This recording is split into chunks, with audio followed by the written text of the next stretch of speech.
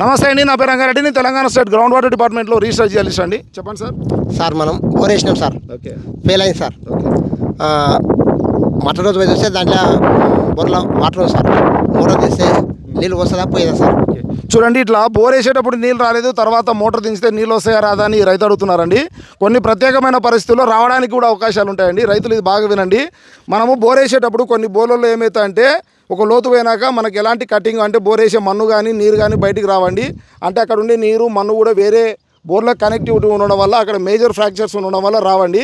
అలాంటి బోర్ల దగ్గర మనం రాడ్లు బీకేటప్పుడు ఆ రాడ్లకు నీళ్లు ఉన్నాయంటే అలాంటి చోట మోటార్ దించితే నీళ్ళు రావడానికి అవకాశం ఉంటుందండి.